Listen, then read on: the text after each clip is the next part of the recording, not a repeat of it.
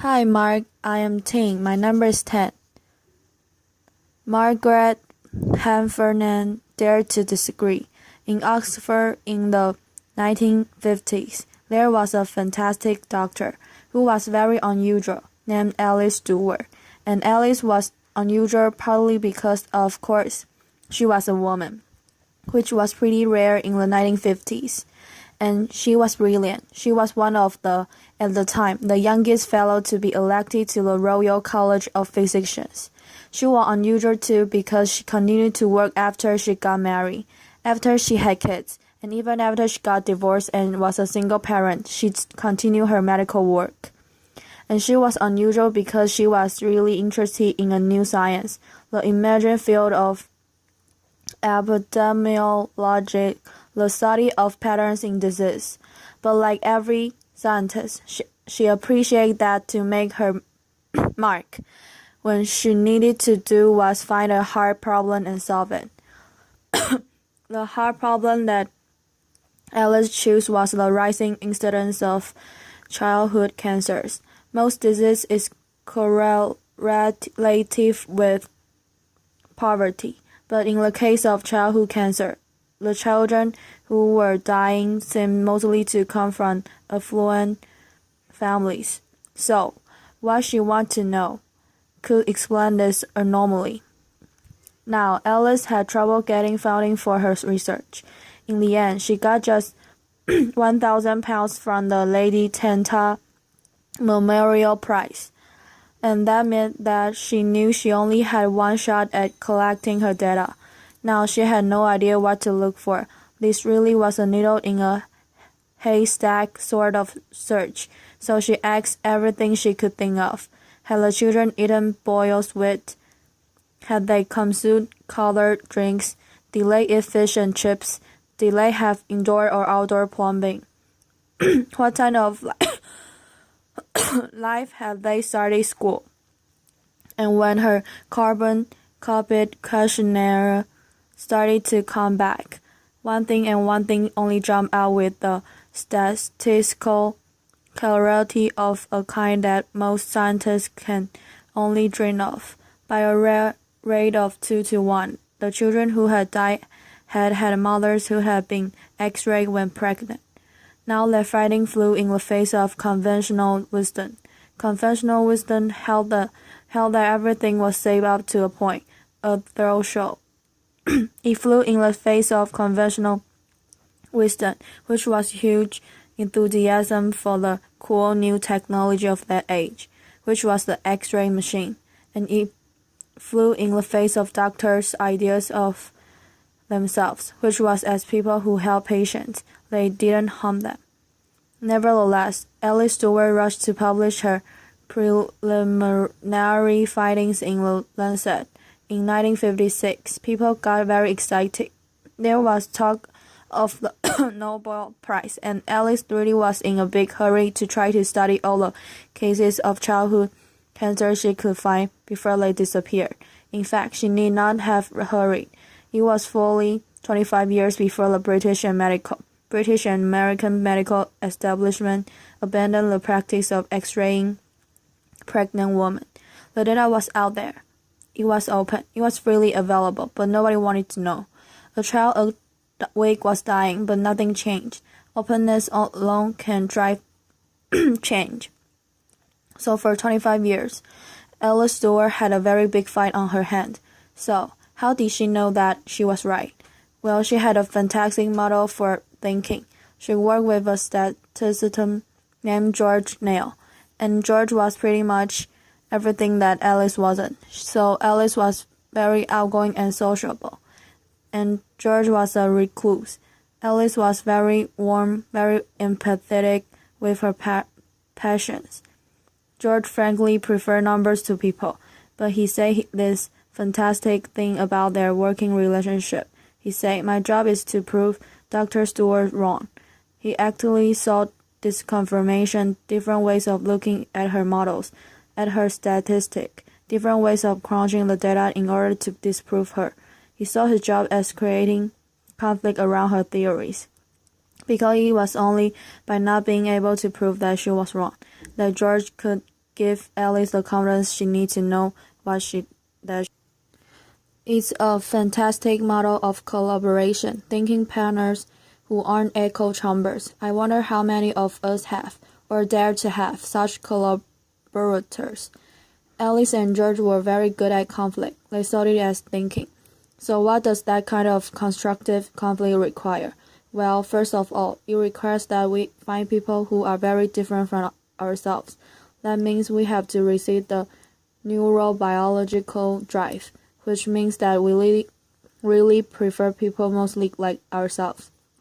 And it means we have to seek out people with different backgrounds, different disciplines, different ways of thinking, and different experience, and find ways to engage with them. That requires a lot of patience and a lot of energy. And the more I've thought about this, the more I think, really, that's a kind of luck. Because you simply won't commit that kind of energy and time if you don't really care. And it also means that we have to be prepared to change our minds. Alice's daughter told me that every time Alice went head to head with a fellow scientist, they made her think and think and think again. My mother, she said, my mother didn't enjoy a fight, but she was really good at them. So it's one thing to do that in a one-to-one relationship.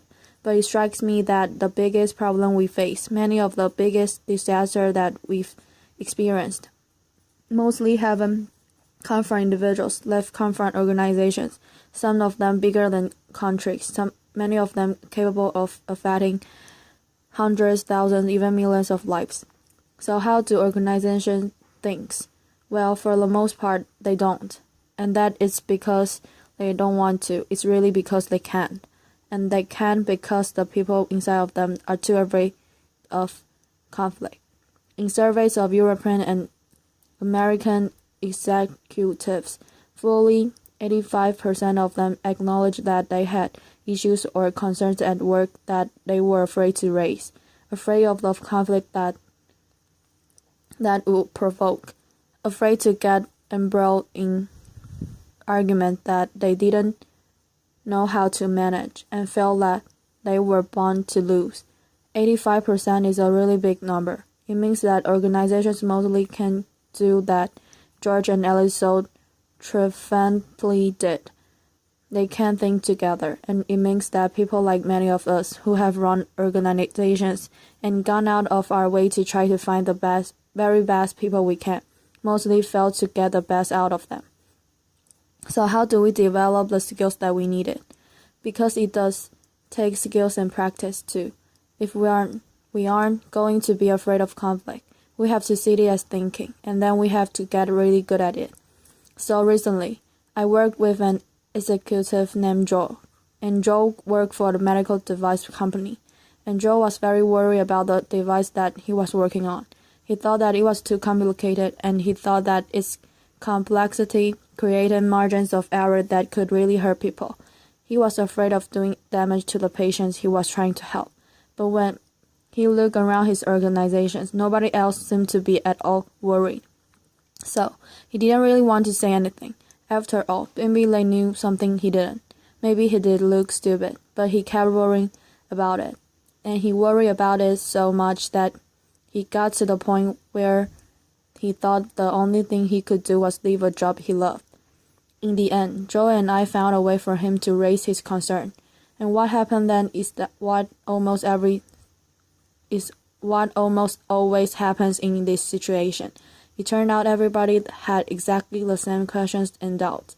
So now Joe had Alice. They could think together. And yes, there was a lot of conflict and debate and argument, but that allowed everyone around the table to be creative, to solve the problem, to change the device. Joe was what lots of people might think of as a whistleblower, except that was almost all whistleblowers. He wasn't a crank at all. He was passionately devoted to the organization and the higher purpose and that the organization served. But he had been so afraid of conflict, until finally he became more afraid of silence. And when he dared to speak, he discovered much more inside himself and much more gift in the system that he had ever imagined. And his colleagues don't think of him as a crank. They think of him as a leader. So how do we have this conversation more easily and more often? Well, the University of Delft requires that its PhD students have to submit 5 statements that they are prepared to defend. It doesn't really matter what the statements are about. What matters is that the candidates are willing and able to stand up to authority. I think it's a fantastic system, but I think leaving it to PhD candidates is far too few people.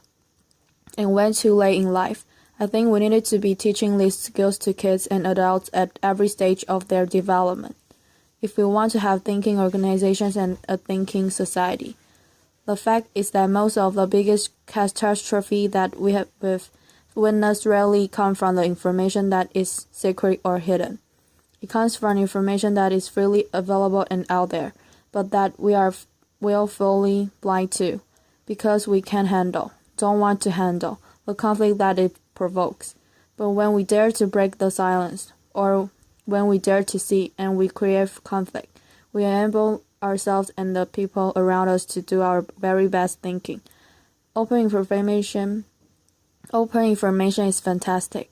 Open networks are essential, but the truth won't let us free until we develop the skills and the habit and the talent and the moral courage to use it. Openness isn't the end, it's the beginning.